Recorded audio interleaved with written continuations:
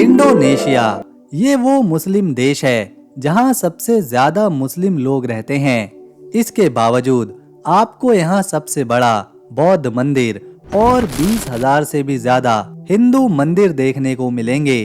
यहाँ के लोग काफी शांत और विनम्र हैं, तभी तो हर साल इस खूबसूरत देश में लाखों सैलानी पूरी दुनिया से घूमने आते हैं, खासतौर पर इसके साफ नीले द्वीपों को देखने, यहाँ की संस्कृति को समझने।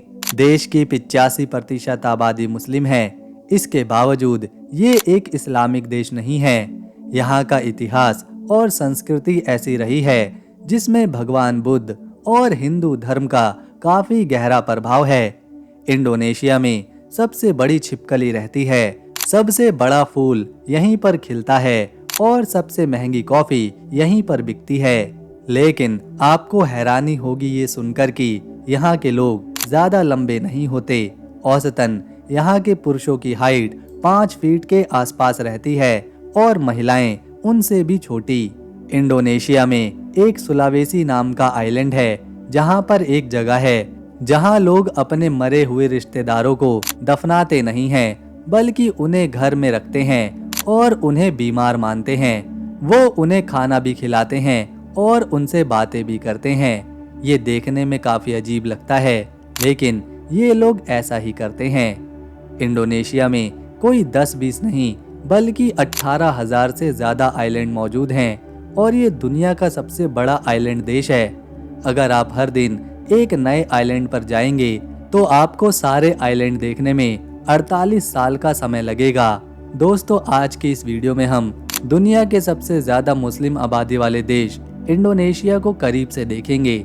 यहाँ के लोगों को जानेंगे, खान पान को देखेंगे, इतिहास, राजधानी, संस्कृति, कुछ हैरान करने वाली बातों के साथ कुछ बहुत ही सुंदर घूमने लायक जगहों को भी देखेंगे। लेकिन उससे पहले अगर आप इस वीडियो को एक प्यारा सा लाइक देंगे और चैनल को सब्सक्राइब करेंगे तो हमारी मेहनत सफल हो जाएगी। ये है इंडोनेशिया।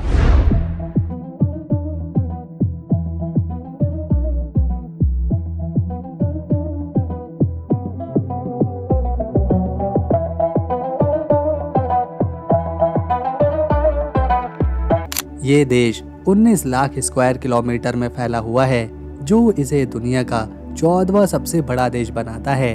यहाँ 28 करोड़ लोग रहते हैं, जो इसे दुनिया का चौथा सबसे ज्यादा आबादी वाला देश बनाता है और दुनिया का सबसे ज्यादा मुस्लिम आबादी वाला।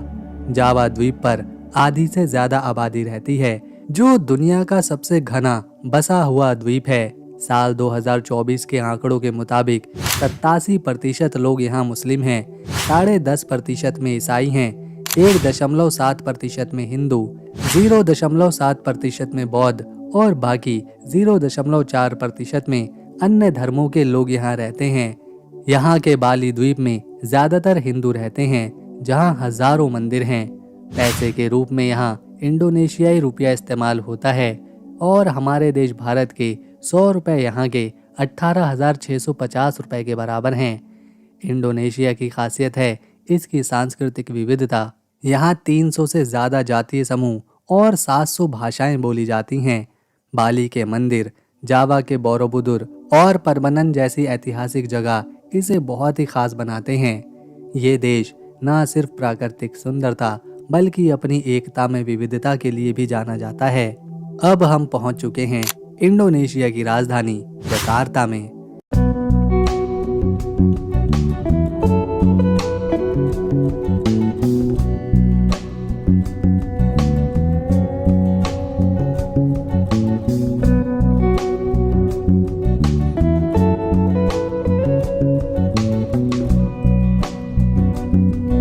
इस शहर को 4वीं सदी में सुंदा कैलापा के नाम से जाना जाता था, जब ये सुंदा साम्राज्य का एक महत्वपूर्ण बंदरगाह हुआ करता था।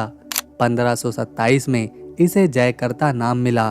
फिर 1619 में डच साम्राज्य ने इसे जीत लिया और नाम दिया बटाविया और इसे डच ईस्ट इंडिया कंपनी की राजधानी भी बनाया। साल 1945 में इंडोनेशिया को नीदरलैंड से आज़ादी मिली और फिर इसके बाद इस शहर को जकार्ता नाम दिया गया। प्राचीन तारुमानगर साम्राज्य के राजा पूर्णवर्मन ने 5वीं सदी में यहाँ नहरें बनवाई थी। इस शहर में आपको भारतीय, चीनी, अरबी और यहाँ की स्थानीय संस्कृति एक साथ देखने को मिलेगी। इस शहर में कोई एक तरह का खाना प्रसिद्ध नहीं है। यहाँ आपको एशिया के स्वाद से लेकर अरब का जायका भी चखने को मिलेगा। सड़क किनारे स्ट्रीट फूड जैसे नासी गोरेंग और सते यहाँ के लोग चलते फिरते हुए खाना बहुत पसंद करते हैं। जकार्ता हर साल 17 सेंटीमीटर तक डूब रहा है, जिसके कारण इस शहर को नुसंतारा ले जाया जा रहा है ताकि समय रहते जब ये डूबे तो नुकसान कम से कम हो। जकार्ता में 964 हाई राइज इमारतें और 244 स्काई स्क्रैपर्स मौजूद हैं, जो इसे दक्षिण पूर्व एशिया में सबसे ज्यादा गगनचुंबी इमारतों वाला शहर बनाते हैं। ये एक विकसित शहर है, लेकिन हर साल पानी में भी डूबता जा रहा है। ये है बाली, इंडोनेशिया का एक छोटा सा द्वीप जो जावा के ठीक पूर्व में हिंद महासागर में बसा है और यहाँ 6 लाख लोग रहते हैं। बाली को दुनिया भर में इसकी प्राकृतिक सुंदरता, हरे भरे जंगल, नीले समंदर और अनोखी हिंदू संस्कृति के लिए जाना जाता है। हर साल 70 लाख से ज्यादा पर्यटक यहाँ पर घूमने आते हैं। बाली की सबसे बड़ी खासियत है इसका अनोखा हिंदू धर्म, जिसे बालिनी हिंदू धर्म कहते हैं। यहाँ 90% लोग हिंदू हैं। यहाँ की हर गली के किनारे छोटे बड़े मंदिर, मूर्तियाँ देखने को मिलती हैं। जो यहाँ के दुकानदार हैं वो इन मंदिरों में दुकान खोलने से पहले पूजा करते हैं। एक प्रसाद की थाली ये लोग मंदिर में चढ़ाते हैं और एक थाली प्रसाद की अपनी दुकान के बाहर रखते हैं। बाली की सुंदरता इसके हरे भरे चावल के खेतों, माउंट बातुर जैसे ज्वालामुखी, सैकुम्पुल जैसे झरनों और नीले समंदर में छुपी है। उबुद कला, योग और शांति का केंद्र है। बाली हर तरह के पर्यटकों के लिए कुछ न कुछ देता है। यहाँ मंदिर है, समंदर है, जंगल है, बंदर है, मसाज पार्लर है। यहाँ आपको हर चीज मिलेगी। थोड़ी हैरानी की बात यह है कि ये लोग प्रसाद के रूप में चॉकलेट और सिगरेट का भी चढ़ावा देते हैं। बाली के लोग बहुत ही मिलनसार और शांत स्वभाव के हैं। ये पर्यटकों का स्वागत करते हैं और अपनी संस्कृति को गर्व के साथ दिखाते हैं। यहाँ के लोग सादगी से रहते हैं और हर छोटे बड़े अवसर पर उत्सव मनाते हैं। बाली में घूमने का सबसे मजेदार और सस्ता तरीका है स्कूटर या बाइक किराए पर लेना। आप 50,000 से 1 लाख रुपया यानी भारतीय रुपए में 250 से 500 रुपए में प्रतिदिन के हिसाब से स्कूटर या बाइक किराए पर ले सकते हैं। इससे आप उबूद के चावल के खेत, कुटा के समंदर तट या दूर के झरने आसानी से देख सकते हैं। एक टाइम का खाना आपको यहाँ 400 से 500 रुपए में मिल जाएगा। उबुद मंकी फॉरेस्ट बाली का मशहूर आकर्षण का केंद्र है, जहाँ 700 से ज्यादा मैकांग बंदर रहते हैं। ये बंदर बहुत ही चंचल और शरारती भी होते हैं। पर्यटकों का खाना या फिर चमकदार चीजें छीनने की उनकी आदत होती है, इसीलिए यहाँ सैलानी अपने सामान को बचा कर रखते हैं। ये जगह जंगल और मंदिरों का खूबसूरत मिश्रण है। बाली पर्यटकों का गढ़ है। कुटा, सेमिन्याक और जिम्बरन जैसे समंदर तट सर्फिंग, सूर्यास्त और समंदरी खानों के लिए मशहूर हैं। नूसा पेनिदा और गिली द्वीप पास में ही हैं, जहां क्रिस्टल साफ पानी और मूंगा की चट्टानें हैं। स्नॉर्केलिंग और ड्राइविंग के लिए ये जगह स्वर्ग है।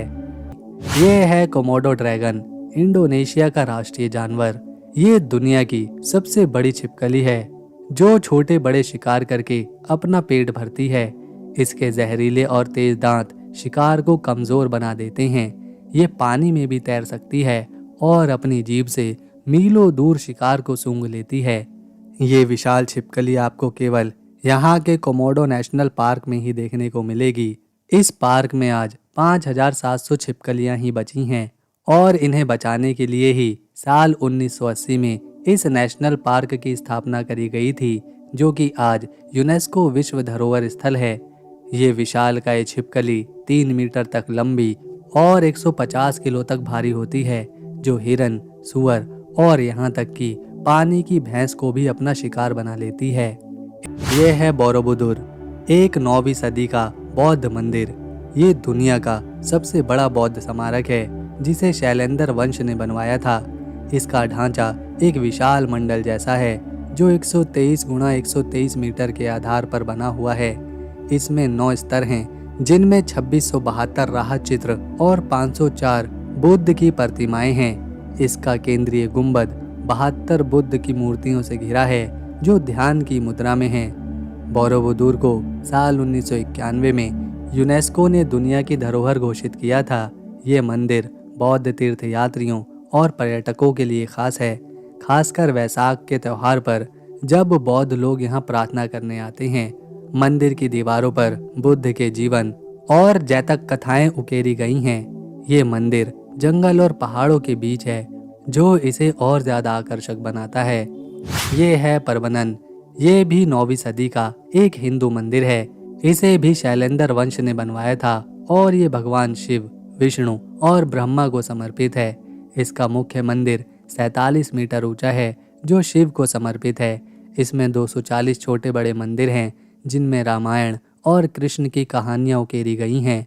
परबनन को 1991 में यूनेस्को ने अपनी वर्ल्ड हेरिटेज साइट्स में घोषित किया था। यहाँ का रंगमंच रामायण बैले के लिए मशहूर है, जिसे चांदनी रात में आयोजित किया जाता है। मंदिर की सुंदरता और स्थापत्य कला हर किसी को मंत्रमुग्ध करती है। दोनों मंदिर इंडोनेशिया की समृद्धि हिंदू बौद्ध संस्कृति को दर्शाते हैं। बोरोबुदुर शांति और ध्यान का प्रतीक है, जबकि परबनन हिंदू भक्ति और कला का।